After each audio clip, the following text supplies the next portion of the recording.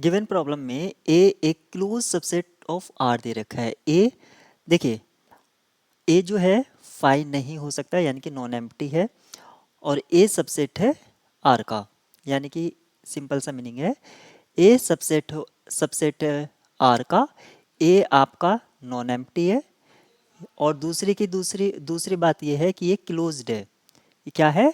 Closed.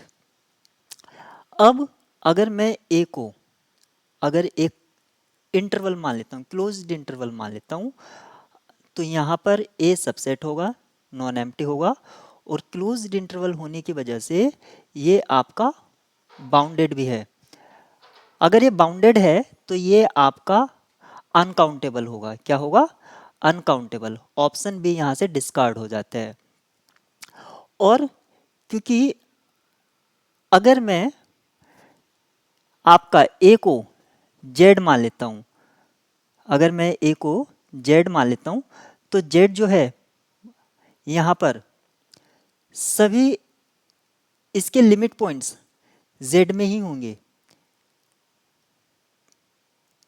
यानी कि ए prime equals to Z, यानी कि जेड जो है आपका जेड क्लोजर के इक्वल होता है। जेड जो है जेड क्लोजर के इक्वल होगा, लेकिन जेड जो है आपका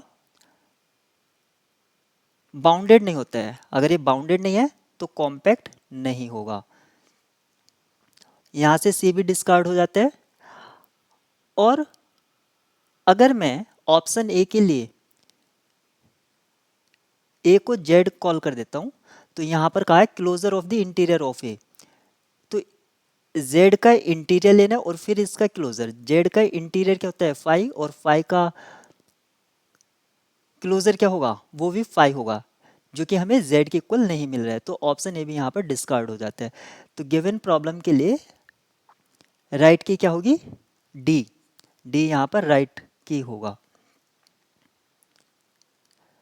और यहाँ पर एक पॉइंट और याद रखेंगे आप, नोट पॉइंट, कि आर की अगर मैं बात कर रहा हूँ या किसी भी स्पेस की मैं बात कर रहा हूँ, एक्स अगर एक मेरा मेट्रिक स्पेस है, तो फाई और एक्स दोनों ही ओपन और क्लोज्ड होते हैं।